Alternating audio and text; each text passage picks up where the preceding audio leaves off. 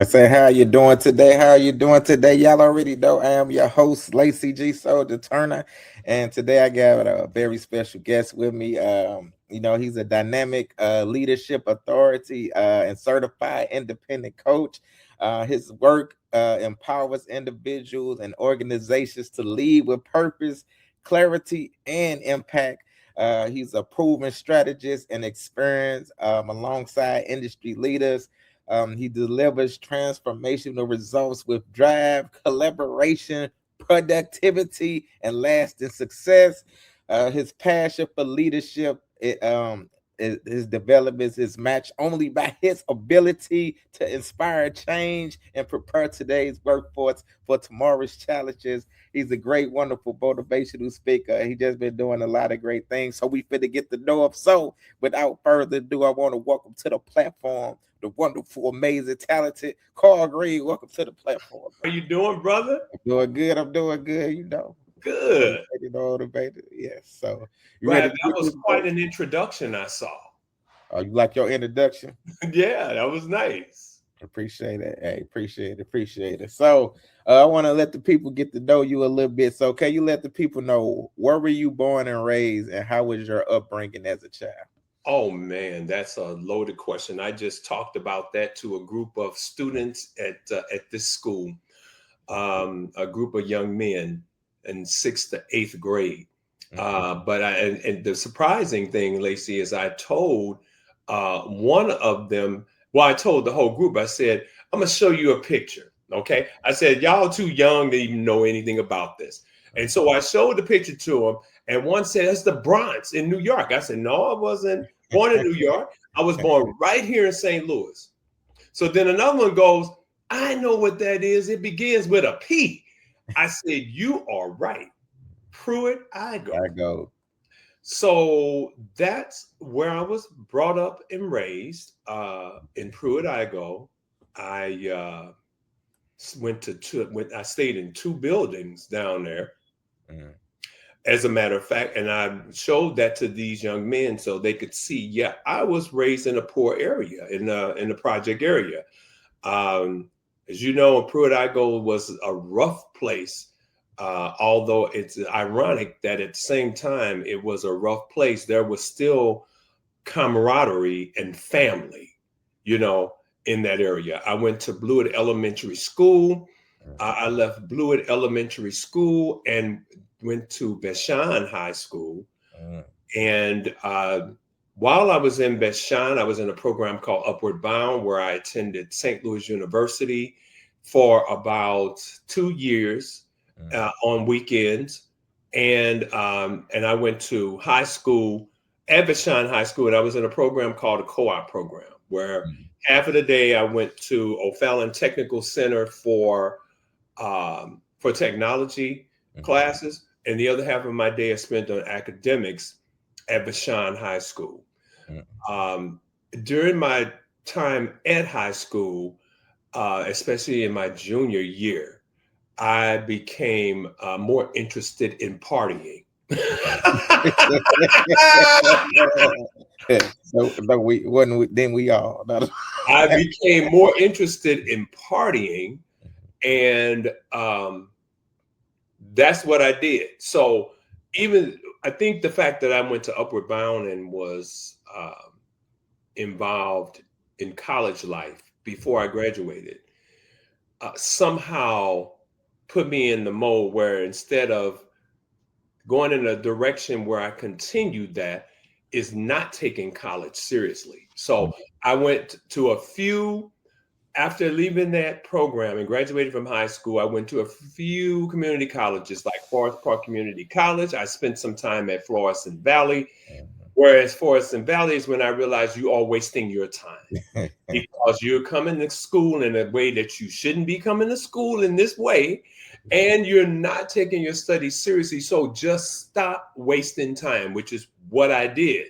And I felt that since I started working in my junior year for a bank, I didn't really need higher education. So that's why I got crazier and started partying even more, moved away to California, got crazy in California. Some things happened that drove me back to St. Louis and my family. And so it was in my later life that I decided you need to get your bachelor's degree. So I went back to school as a non-traditional student where I had a great experience at Washington University in St. Louis.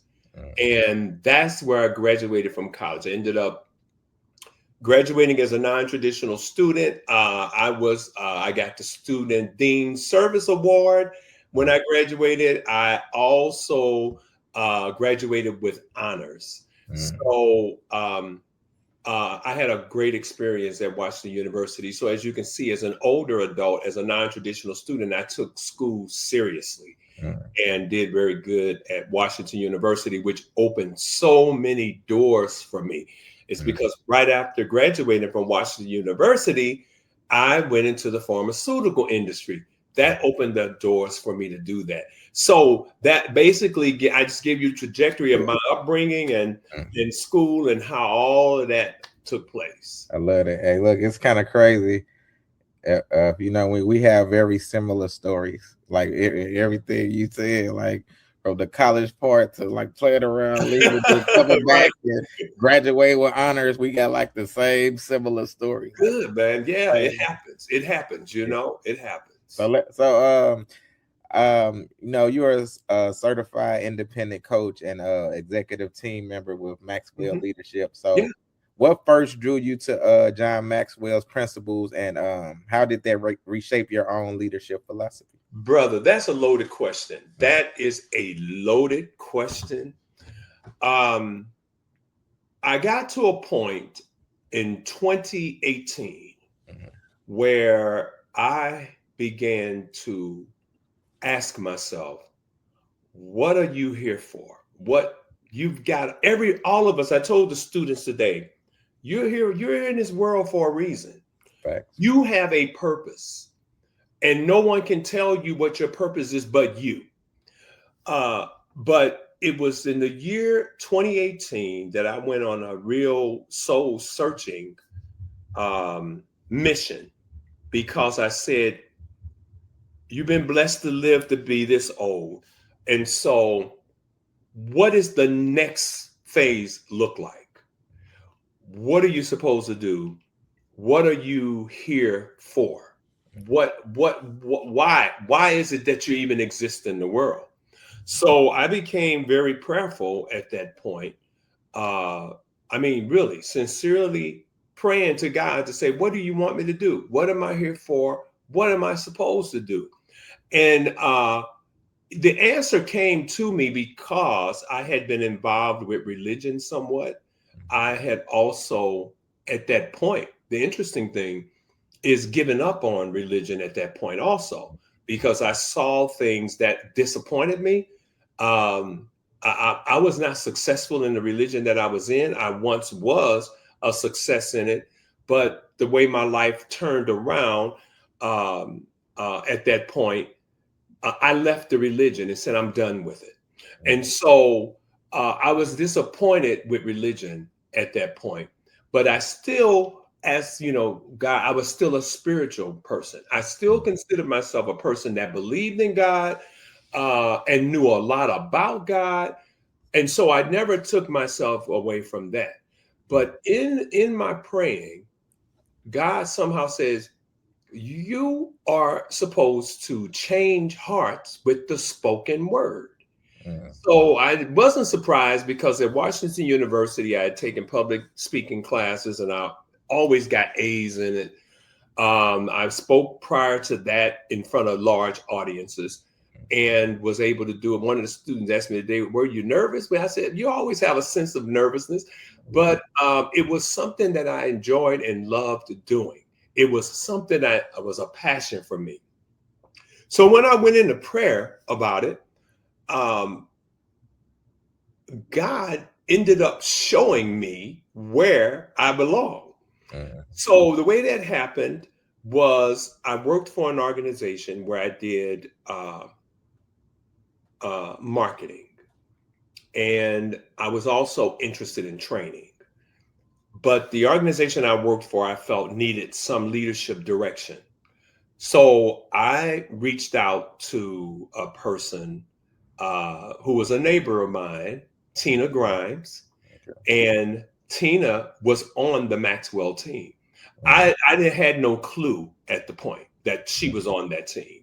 So Tina and I talked, and I said, Tina, you know, the company needs leadership training. I said, I know you do that. She says, well, I'm going to come up and I'm going to talk with you and sit down. Let's go through a discovery session. So we did. We're in the small conference room. Tina's computer is on the table, and she's asking me questions about the team that I'm working with. And I looked over on her computer, and there was a picture of her with John Maxwell. I said, that John Maxwell? Now, I was familiar with John Maxwell from his book, The 15 Invaluable Laws of Growth. Very popular book. So she says, yeah, that's John Maxwell. I said, how did you get a picture with John Maxwell? She says, I am on his team. I said, you're on his team? What team? So then she begins to tell me about what she does with this team. I said, that's what I want to do. She says, well, let's talk further about it and explore it, which is what we did. Well, come to find out that John Maxwell is a minister.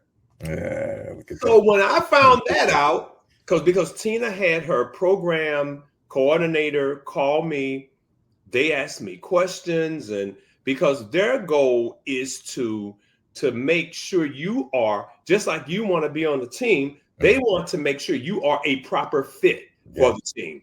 And so Tina had her program coordinator to reach out to me, which the program coordinator called, asked questions. But later I really did my research, and I saw John Maxwell was a minister. And I said, that's not what I'm looking for. I just left religion. I don't want anything to do with a minister. And so the program coordinator ended up calling me back, and I told her how I felt. But then she said, if you join the team today, your hotel is, we'll cover your hotel, we'll cover your meals, we'll cover your registration fee. All you have to do is get here. When I heard that, I said, knowing from the pharmaceutical industries the expense of what a hotel costs and what registrations cost to go to meetings, because in pharmaceuticals we did this all the time. This is thousands and thousands and thousands of dollars. So when you're telling me you're going to cover this, man, that was God. That was God saying this is where you belong. And so I immediately said yes at that point. Went to my first IMC, or my first Maxwell International Conference in 2019, which was March of 2019. And that's when I certified and had prepared before that. to certify for the Maxwell Leadership Certified Team. Mm, And that is how I got connected with John Maxwell and have been connected with him ever since. dope. Hey, look, that's dope. So Yeah. look, let me ask you this. So you built a career that bridges corporate leadership, coaching, and public speaking. So was there like a definement moment that pushed you into that lane? Oh man, you asking some boy, these questions you're asking me, these are the right questions. Well, when I started, um, uh, 2019, I also um, started the C Green Group LLC, Mhm. which is that's my own company where I do leadership training and development, public speaking, and professional coaching. All of that, I never had this training before. All of this came through the Maxwell Leadership Certified Team. So in 2019, I started my own company, and which was geared, all of my life has been geared toward corporate, all of it. And so that's where I'm using my Maxwell resources is in corporate, because man, after I left the conference, I went in and the CEO was seeing all the zeal I had, how excited I was about what I learned about leadership and how to have effective transformational leadership in companies, how to get your team on the same page. And one day he called me into the office and said, "Hey, we need leadership training Mm, and everybody thinks you're the man for the job." mm, And I told him I would gladly accept the job. So from the time I certified in 2019, all my focus was on corporations. mm, And I had some public speaking opportunities in there. But then God said, our youth need the training that you provide. mhm. Man, look here. This was not my comfort zone. Okay? Working with youth was not anywhere on my radar. Nowhere on it, Lacey. I was like, no way, man. I don't want to work with young people. And so, no, I'm a corporate man. That's where I belong.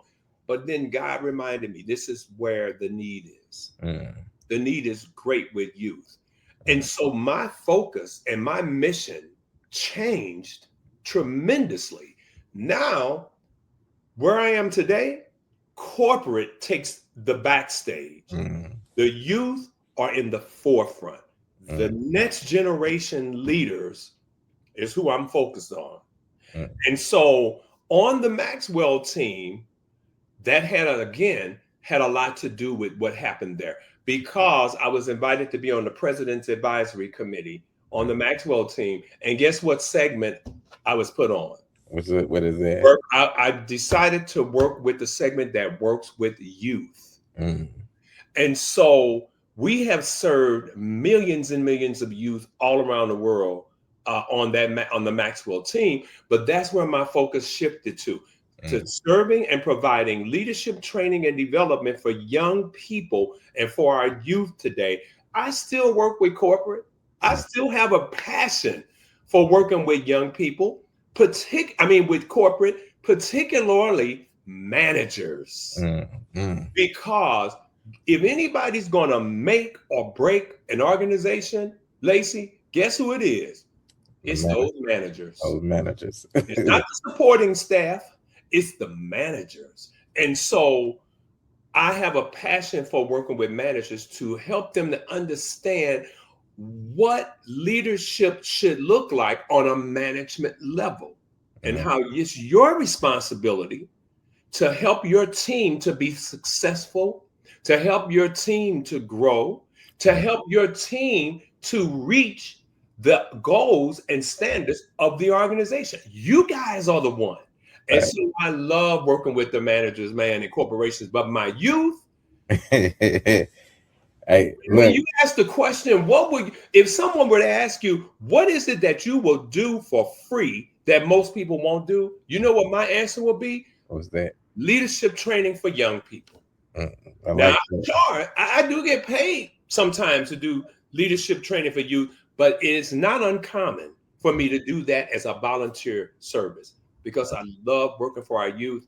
Our youth need it. I have grown past that point of not wanting to be around, and I love it, man. I love it now.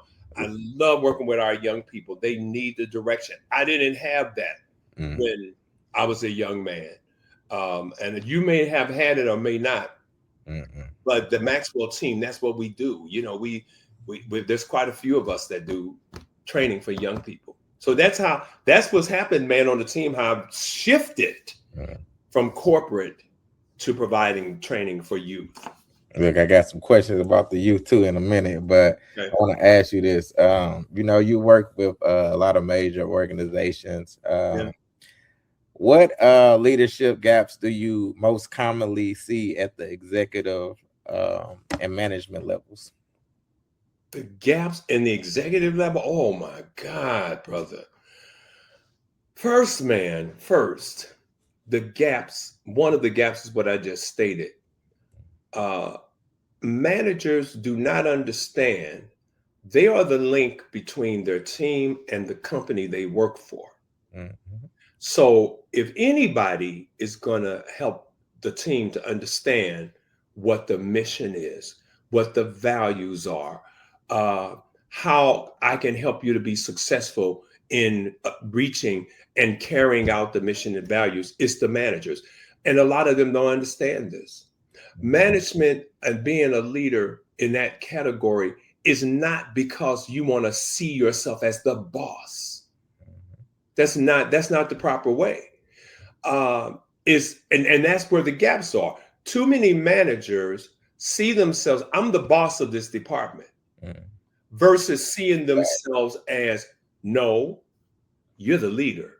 Fact. And so, as the leader of the team, you have a responsibility not to shine yourself, but to help your team members to shine in what they do and to help them to be successful.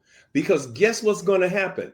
When you help your team to be successful, your team makes you shine as a manager Fact. because everybody's going to say, how is it that Lacey can have a team that's successful like he had? That's because Lacey is pouring into his team and Fact. helping his team to be leaders as well. That's why Lacey's happy at work. That's why Lacey's team accomplishes their goals. That's why they meet their deadlines. Fact. That's why they have the attitude they have.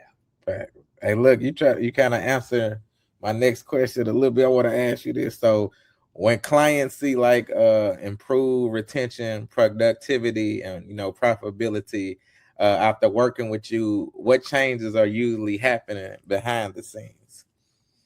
When I work with them, Mm-hmm. let me tell you what I'm all about. Two words: transformational leadership. Mm. Not just leadership, because anybody can say they're a leader. We see examples of that today of people who say they're leaders and we see their actions. Mm. But when we're talking transformational leadership, trust me, um, I am talking about leadership that you see a person make changes and adjustments Mm. to be better, Mm. to be better, not just at work, but the principles that you learn through transformational leadership, Mm.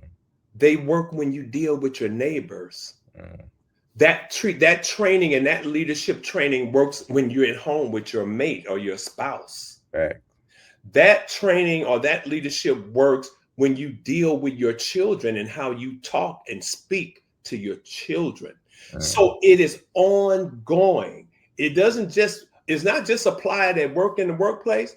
I'm applying what I learned at home. I'm applying what I learned in my neighborhood. I'm applying what I learned whenever I go, where I go. I Mm. apply what I'm learning when somebody cuts in front of me. I'm applying. You become a better person. Fact. And that's what I emphasize in my training. When I'm training managers, when I'm training anybody, It is about transformational leadership. This doesn't just work when you apply it at work. It's to be applied when you're in whatever setting you're in. Mm. So that's why I call it transformational leadership. I like that. So look, let me ask you this. Change can be uncomfortable for Mhm. teams. So what's the biggest mistake organizations make when trying to lead transformation? The biggest mistake organizations make when they try to lead transformation, that's a great question, because the biggest mistake they can make is the communication. Mm, If you're trying to put in place transformational leadership, how are you going to communicate that mm, to the team? And who is it applied to? Okay. Are we just expecting the department to make changes, or are we going to show a strategy for transformational leadership from the top down? mm, From the top down. So to me, that's one of the greatest mistakes, mm, um, when the communication is not the type of communication that shows we're applying this from the top down, mm. because it doesn't work, Lacey, if it's just my department applying the new principles for transformation and what we're being taught. It doesn't work. Mm, If my boss doesn't feel that way and it's not on the same page with change, it's not going to happen. mm, If my boss's boss is not committed to the change, it's not going to happen. mm, It's not going to happen. We're not going to be unified in our thinking. mm, And so I think that is one of the biggest mistakes, or one of the biggest things that can interfere with a company being successful, mm, is top down. It's expected of everybody, not just our supportive staff. mm, And man, when the supportive staff sees that the executives and the leaders in the organization are also applying these principles, everybody falls into place. mm, mm, Usually, everyone falls into place. The toxicity in the department leaves. mm, There's psychological safety. People feel free to voice themselves and how they feel about their ideas. mm. But if Lacey's department is applying it and Carl's department is applying it, but this department here, there's no psychological safety. People don't even come out of their offices because they're afraid to come out and even say anything. We still got an issue. Facts. Look, I love that answer. Now, look, let me get back to this youth. You're deeply invested in youth development, like you Mhm. said. Why is it critical to introduce leadership principles early rather than waiting to adulthood? That's a great question, because of how the mind develops, Mm, because of how the mind is developing. Our youth brains and minds, man, are developing so quickly. mhm, It starts when they're babies, okay, 2 and 3 years old. And so what they see and what they hear is shaping and molding them. And mm, so we need to start in the schools mm, with, and the way we do that, we share with them stories mm, about youth who were their ages, who accomplished great things mm, at a young age. And so those principles many times are not being taught at home. mm. They're not being taught at home. Facts. The next best place is where? School, Ooh, yeah, right? yep, Or church. yep. So what's the likelihood they're gonna be in church? I don't know. But school, they have to go to school. Definitely. So that's where we need to begin to talk about leadership principles, Mm, communication, how to get along with others, how to identify how you are wired. mm, Uh, are you a dominant type personality? Are you an inspiring type person? And the strengths that come along with how you're wired. And then also, while we talk about your strengths, let's talk about some areas of growth Mm, that you can work on. yep. That's the session I had today with a group of youth. You know, showing them how to assess how they are wired. What's your personality like? And why that's a great personality to have. But let's look at some areas where you can grow as well. Mm, And so just think about it. If we instill these leadership training principles in our youth, what's the likelihood that they are going to go astray or they're going to get involved in other things that may not be exactly positive directions for them to go in? Man, this stuff works. mm, It really, really works. And in that leadership training, we're also saying things to youth like, you matter. mm. You matter. I told a group of youth today that they mattered. And I said, you know why you matter? Matter because you are the leaders who are going to run this world Facts. when we're gone. Facts. And so that's why it's important. Yes, it's important to learn your academics, but it's also important to become a young leader Mm, at the ages that they're at. It helps them with things like bullying. mm-hmm. It helps them. We got man, you would be surprised if you look at the suicide rate Yeah. among youth, and not just the suicide rate, if you look at the youth that are getting involved in activity that is activity we don't want to see them go in those directions. You'd be Mm. surprised. Hey, look, The I'm number of youth, yeah, the number of youth who have mental health issues. mm. And so that's why it's important to do leadership. We have to show them through leadership training how to overcome these challenges that they will have. Hey, look, yeah, look, I've been looking doing that. I write and direct movies also, so Oh, I'm working on a documentary about bullying. So I've been looking up those numbers too, so I know what you mean. man, bullying is horrible. I had one of my team members was really distraught a few weeks back in December when she got a call that one of the young men in their community committed suicide Mm, because the bullies at school were telling him, "We're going to do some things to your sister," and mm, it frightened him, and he committed suicide. sad, Yeah, super sad. right. So, let me ask you this: what leadership skill do you believe young people must master now to succeed in tomorrow's workforce? Wow, decision making. Mm, We need to help them with decision making, how to decide what behaviors are going to be good for them, what behaviors can create difficulty for them. mm, Um, I think decision making is huge for our young students, our young youth, because look at us, Lacey. When we mm. look back on our youth, um, I look back now. There's things I would have done totally different Me too. had I known how to make the decisions that I should have made. Yes. Decisions to try to fit because we try to fit in, we Yes. get peer pressure.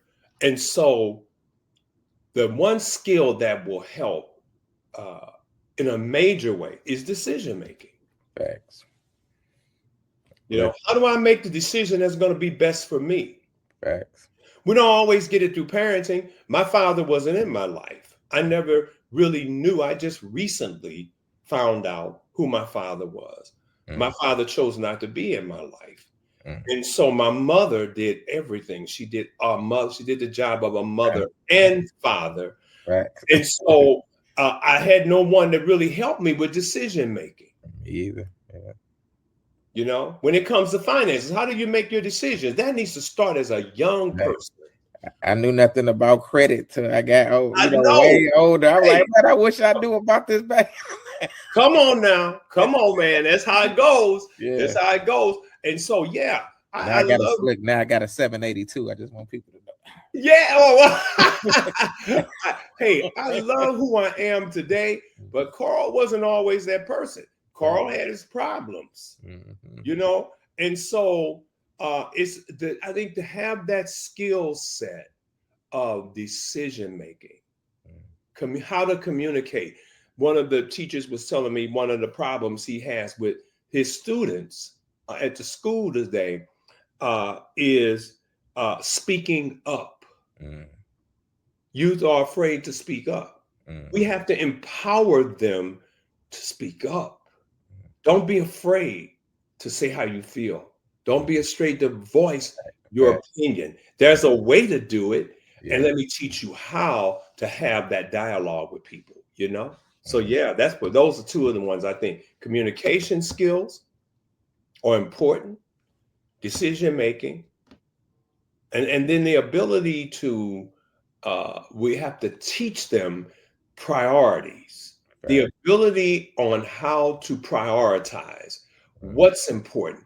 Yeah, I want to go out and play with my friends, but I also got a test in 2 days. exactly. Which one do I decide to do? You know, Priorities. yeah, prioritizing. Mhm. I like that. So look, let me ask you this. You founded the Sea Green Group. What separates the Sea Green Group approach from other leadership development firms? Transformational leadership. I like to go back to that. Go back to it. Man, those are my words, you know. Mhm, And so to me, that's what separates us because I am not interested in just hearing you voice mhm, or your opinion or say something. I'm mhm, not interested in that. I'm interested in really digging in to mhm, get to the heart of the matter. mhm, And that's what separates the Sea Green group mhm, from other companies and other groups. And I'm not saying other companies and groups don't do that, but that is my focus is transformational leadership. I cannot waste time with you if what I am helping you to understand you're not applying. mhm, So it is not uncommon to say to companies, we've been working together for about a year now. I don't see where anybody is making application of what they're learning. So it might be best for someone else to work with the company because I'm about to exit, you mhm. know. Yeah. But I haven't had that to happen a lot. Mhm, But yeah, I want to see change. mhm, I want to see application of leadership principles. mhm, I want to see managers meet with their team through team huddles in the morning when they get to work to get them excited about the day's work ahead. mhm, I want to see managers who are coaching their teams to be the best and to do the best. I want to see managers who are having a conversation with their team members about what can I do to help you improve? What can I do to help you to be successful in your role? That's what I want to see. mhm. And if the managers aren't doing this, then hey, we haven't caught on to transformational leadership yet. Facts. I like that. Look, I like that he dropping them jewels. Look, let me ask you this. So you describe yourself as, self-motivated, disciplined, and goal-oriented. So how do you stay aligned when pressure is high and stakes are real? I rely on my training. I'm on a great team um, with the Maxwell Leadership Certified team. Mm, And on that team, Lacey, mm, I have more than 5 mentors. mm, More. I am on the phone with them every week, 4 to 5 times a week on leadership calls mm, where I get to ask questions about pressing issues, where I get to ask questions about issues where areas where I may be having difficulty, where mm, I get to ask hard questions. And these mentors pour into me weekly mm, because of the team that I'm on. mm, And so outside of that, I also have developed relationships and friendships with mentors that live right here in the city where I live. I Mhm. have at least two mentors that daily I can ask questions. Mhm. Daily I can discuss challenges that may be coming up. And Mhm. these are both very successful people, and they can give me direction and guidance. Yeah, so I look to them also, when the stakes are high, and what should I do here? What is your advice? You've been through this before. What do you recommend? So see, transformational leadership is also, it also applies to me. I have to make adjustments. I have to make changes.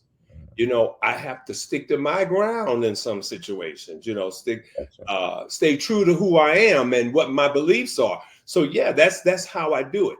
And that's how I encourage anybody to do it. We all need leaders who we look up to, Facts. we can go to, and mentors that help us and guide us and direct us. I always do that. Mm, Always have that too. I like that. So let me ask you this. What leadership challenges do you think believe organizations will face most in the next 5 years? And retainment. Mm, Because let me tell you something. The next generation thinks differently, Lacey, than you and I thought. mm, Um, Years ago, it was about how long you can stay with an organization. mhm. It was about how long am I going to be? I want to stay here. Man, my goal is to stay 15 to 20 years. Yeah, Guess what? The next generation is not that way. facts. If if organizations do not take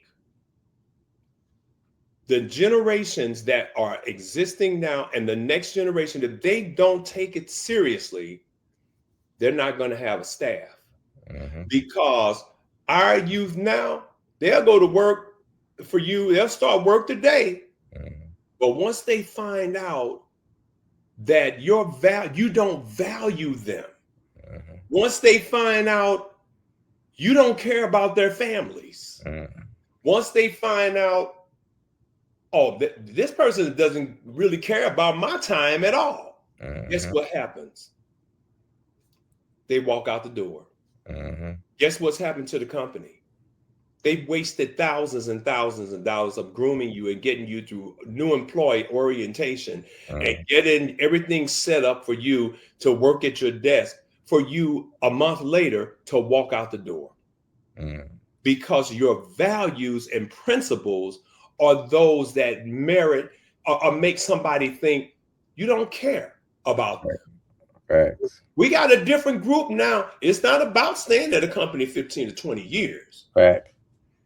If I find out in a month's time that you don't care about me and my well-being, goodbye. I'm gone to the Facts. next organization. Hmm. So let me ask you this. How do you see like leadership development evolving as workplaces become more diverse and digital and multi-generational? Man, we got some training to do. We got to get on board. Mm, Because one thing about it, the robots can't do leadership training. mm, That has to be a personal approach from a facts. human being. However, there is a place for AI. There is a place for the new digital age we're in. And so organizations have to get on board with this now. We've got Facts. some organizations that are so antiquated that they still use paper to do things.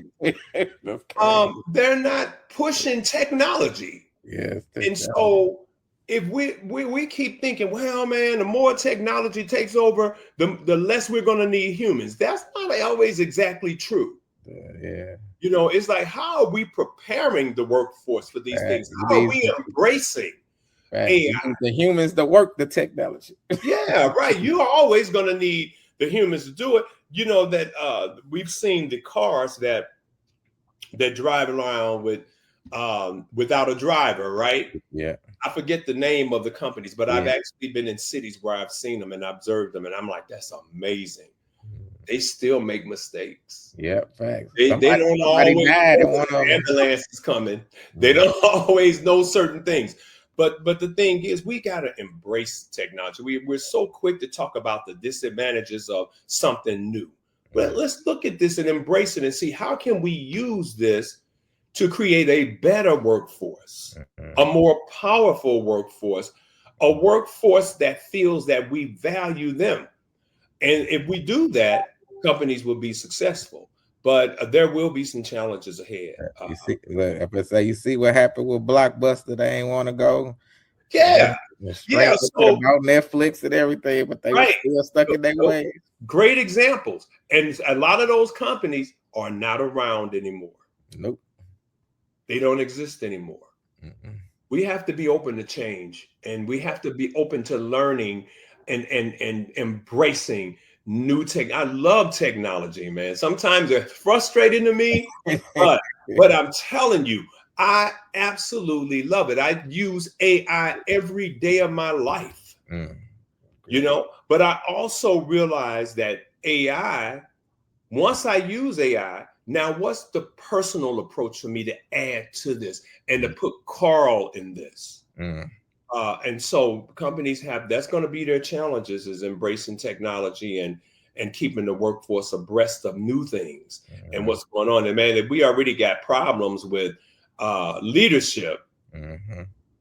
there's going to be issues. Facts. Mm.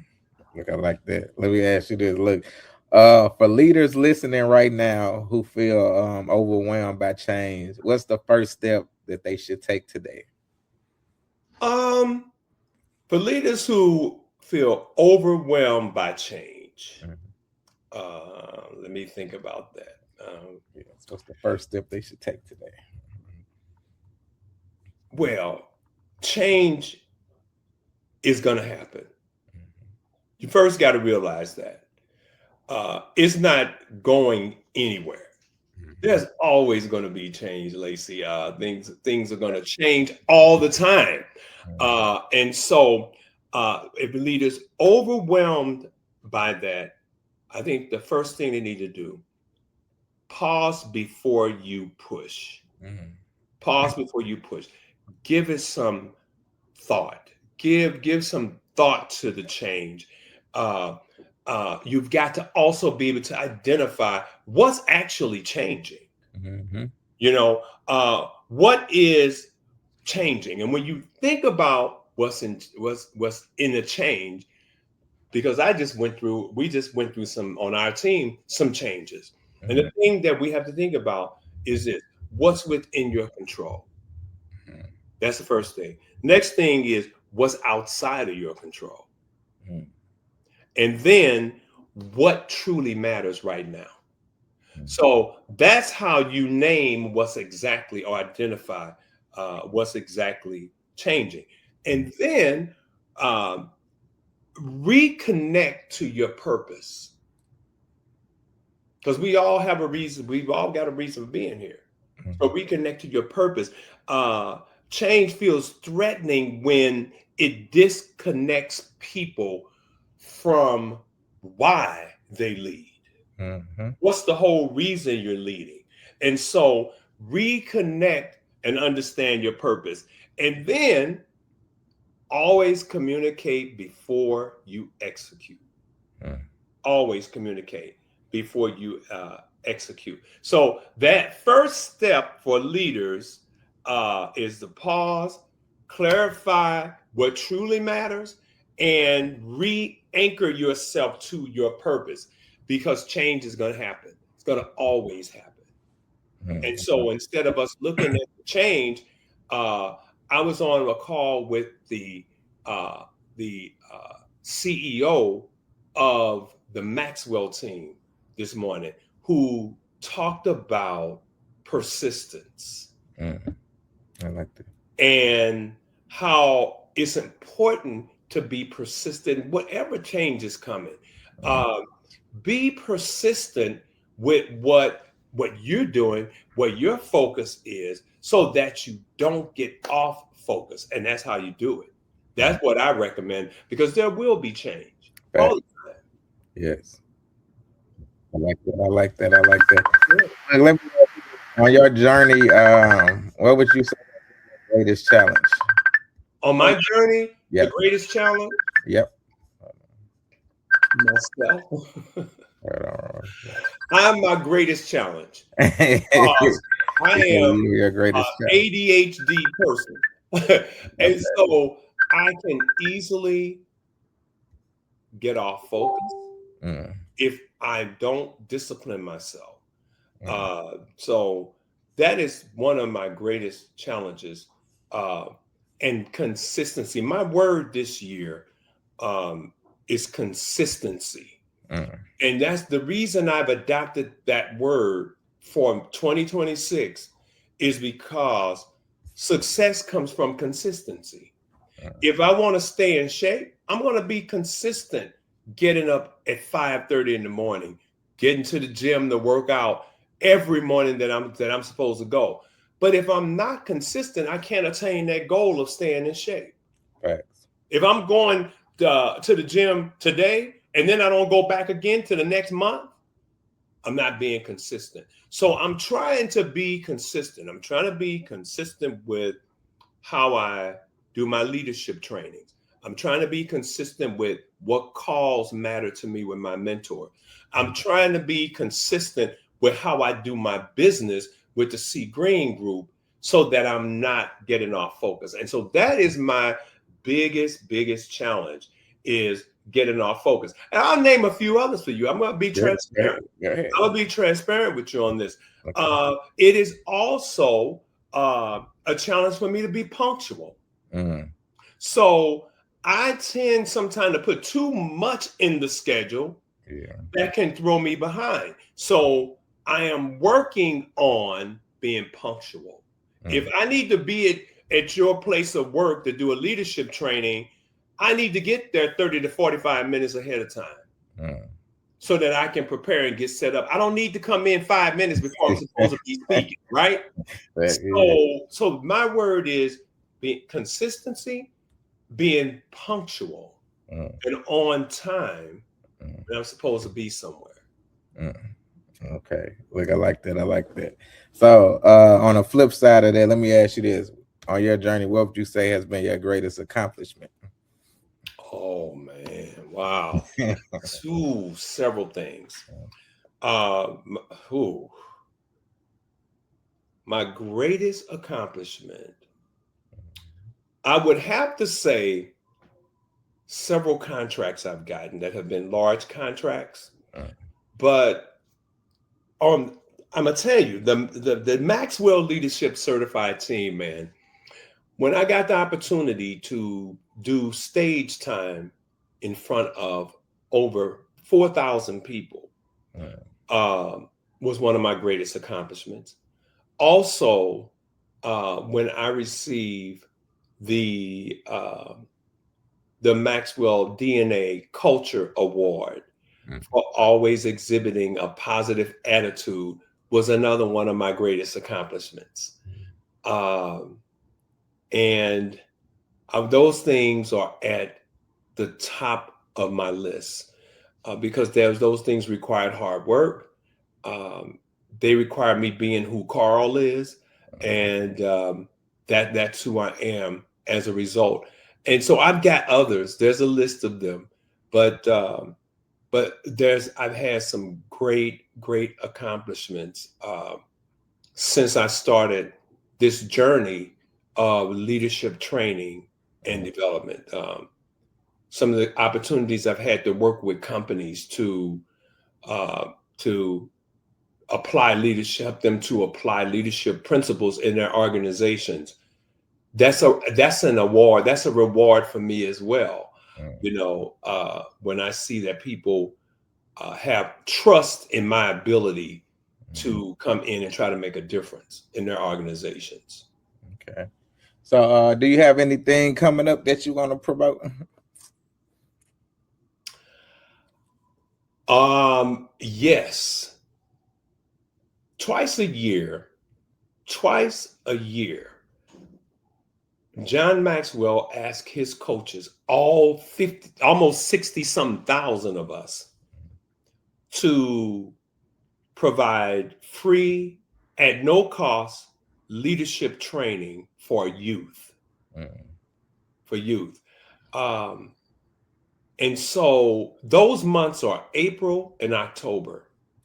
And the ironic thing is that even though we put ourselves out there and we let people know, hey, free leadership training for youth, and we go in and we do these great leadership trainings and we spend an hour or two with young people to pour into them. Man, not many people take advantage of that, Mm.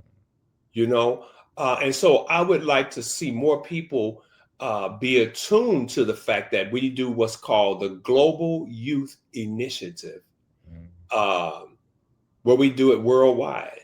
And we provide free leadership training for young people in the months of April and October. And so that's coming up, but I'm always available to go into and sit down and talk with people about their organizations, how I can help, what my resources are, identify what issues they have. All they have to do is contact me through inspire360leadershipgroup.com.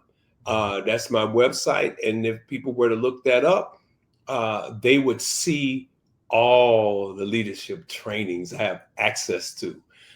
So always got that coming up. The next thing that's a big thing that's coming up that I will be doing is attending the International Maxwell Conference in Dallas, Texas, in the month of March. So that's coming up. And that's always good for all of us because we learn new things to apply in the Mm. workplace and things that we can help people with. So Okay. So once again, let them know where they can find you, and if they want to get in contact with you, if they want to book you, let them know. yeah, just all one word, inspire360leadershipgroup.com. Mm. And that's where they get my contact information, how to reach me. There's also some resources there that show what we do with youth.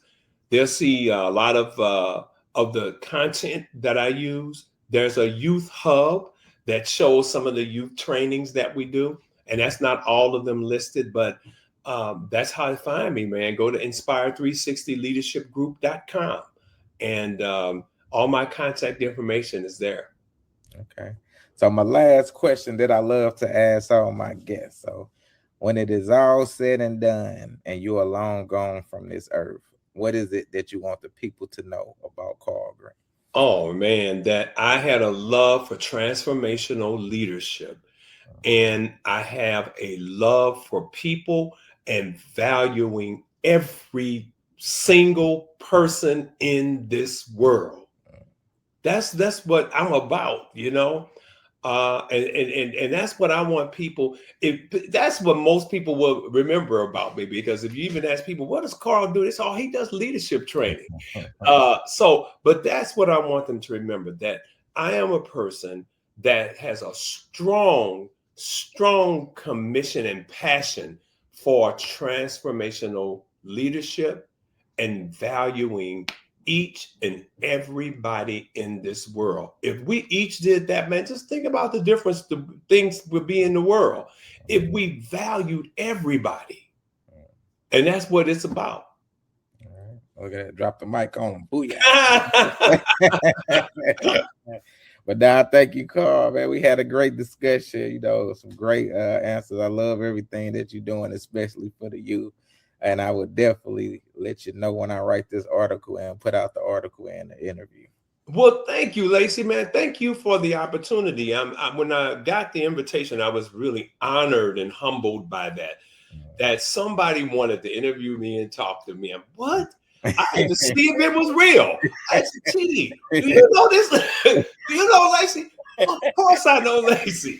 But man, thank you for the opportunity. It's not every day we get to talk about what we do as leaders. It's not every day that we get to talk about our trainings that we do and how we feel and believe about uh, transformational leadership. So thank you very much. I have a strong love for our youth, and I want other people to develop that love too, because they need it.